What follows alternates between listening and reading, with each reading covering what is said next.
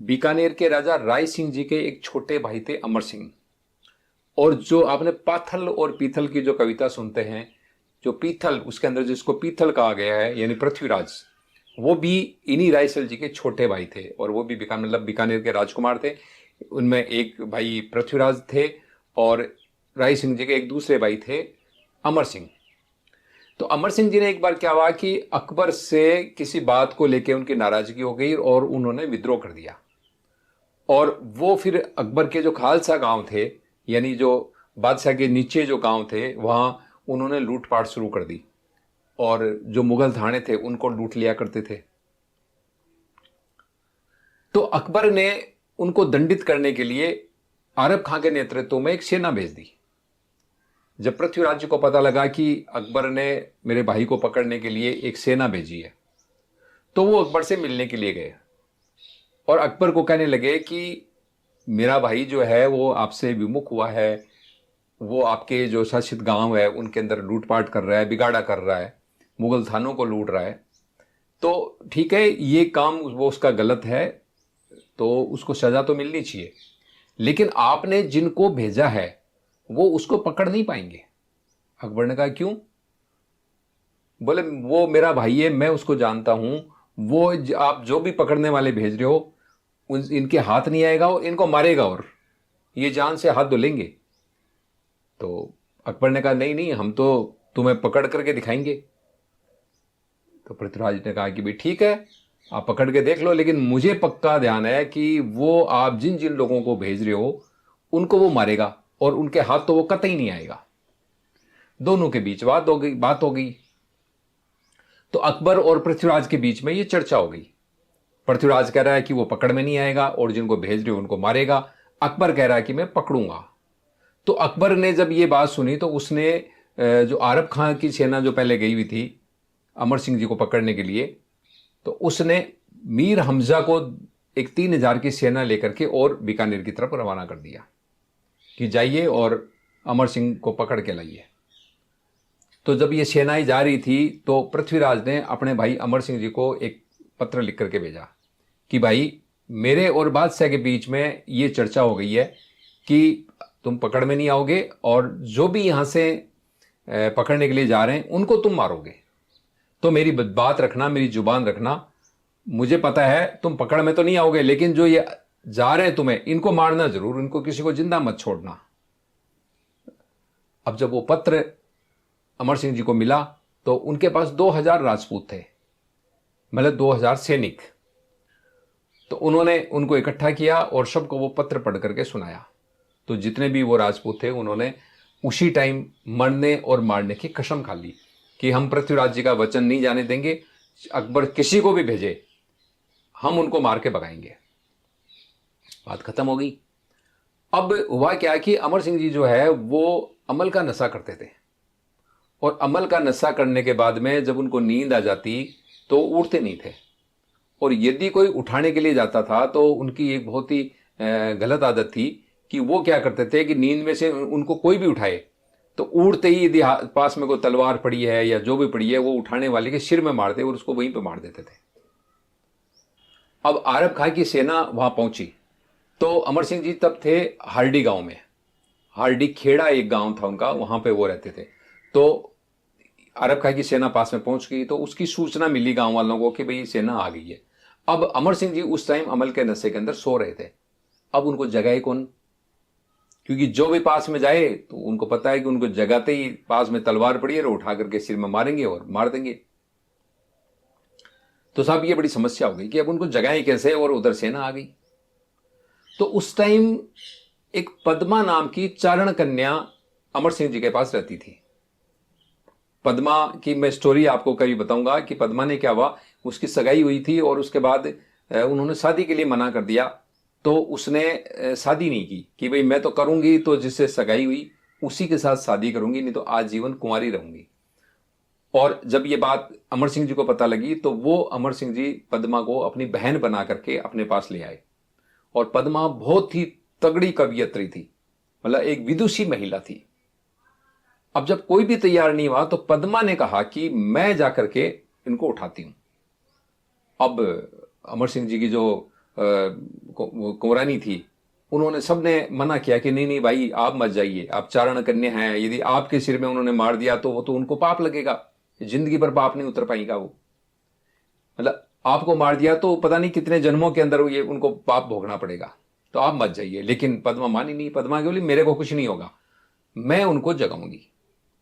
अब पद्मा गई वहां और उनके कमरे में जाकर के पद्मा ने कुछ ऐसे दोहे सुनाए कि यदि कोई कायर भी सुन ले तो वो भी तलवार लेके युद्ध भूमि में दुश्मन से लड़ने के लिए चले जाए। मतलब पद्मा ने जो वीर रस के जो दोहे बनाए और वो कविता सुनाई, वो दोहे क्या थे, एक तरह से मंत्र थे या कोई प्रेरणा के पुंज थे कि उनको सुन ले तो कायर भी तलवार लेकर के युद्ध के अंदर शत्रु से लड़ने के लिए चला जाए, या किसी मुर्दे को भी जो शमशान के अंदर जलने के लिए पड़ा है उसको भी यदि वो सुना दिए जाएं तो वो भी एक बार तो उठ खड़ा हो जाए। तो अमर सिंह जी तो नींद में थे। अमर सिंह जी अचानक उठे और बोले क्या हुआ भाई पद्मा? तो उन्होंने कहा कि महाराज वो अरब खां सेना लेके आ गए आपके ऊपर हमला करने के लिए, आप जो है यहाँ सो रहे हो। वो इतना सुनते ही वो उठे। उठने के बाद उन्होंने अपने जितने भी जो सैनिक थे उनको इकट्ठा किया, मतलब उनसे उनको अमल की मनवार की, और उसके बाद बोले कि अपने को उसका इंतजार नहीं करना कि भाई वो हमारे ऊपर हमला करेगा, चलो और भिड़ो। और उसके बाद देखते ही देखते दोनों सेनाओं के बीच में घमासान हो गया था।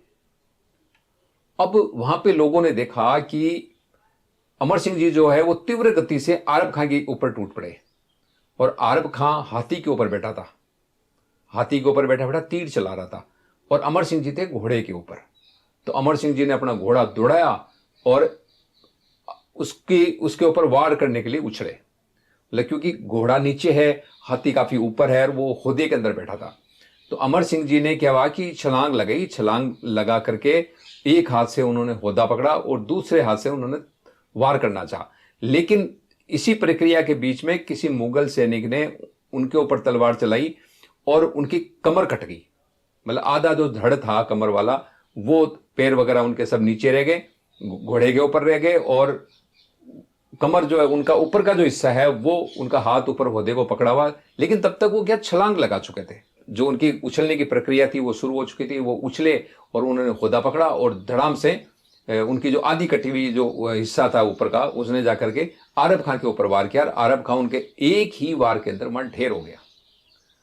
तो जब आरब खां मर गया तो लड़ाई तो खत्म होनी थी, तो साथ ही जिनको पकड़ने के लिए गए थे वो अमर सिंह जी भी मारे गए, और उनका आधा शरीर तो होदे को पकड़ा वाला टकराया और आधा जो है घोड़े के ऊपर है। तो जब लड़ाई खत्म हो गई तो एक संदेश वाहक गया अकबर के पास और उसने अकबर को सूचना दी कि अमर सिंह मारे गए हैं और हमारी युद्ध के अंदर फतेह हुई है। अब जब ये बात सुनी तो चूंकि जो अकबर था उसके भले ही हम आलोचना कितनी कर लें, उसका चरित्र हनन कितना ही करें, लेकिन वो गुणग्राही था। वो जानता था कि अमर सिंह कितना वीर आदमी है, और यदि वो किसी वजह से यदि मेरे से विमुख नहीं होता या मेरे से साथ विद्रोह नहीं करता तो बहुत काम का आदमी था। तो वो भी मरवाना नहीं चाहता था, वो सिर्फ चाहता था कि उनको पकड़ के लाओ तो मैं उनको समझा के अपने पास रखूं, अपने फेवर के अंदर उनसे युद्ध कराऊं। लेकिन जब मर गया तो उनको बड़ा दुख हुआ उसको। तो उसने एक दूत को भेजा कि पृथ्वीराज को बुला के लाओ, उसके जो बड़े भाई थे उनको बुला के लाओ। तो जब पृथ्वीराज आए तो बोले कि भाई तेरा भाई अमर सिंह मारा गया है, तो आओ अपन दोनों मिलकर के श्रद्धांजलि देते हैं। तो पृथ्वीराज जी ने कहा कि क्या खबर है? तो उन्होंने कहा कि भाई खबर यह है कि वो मारा गया।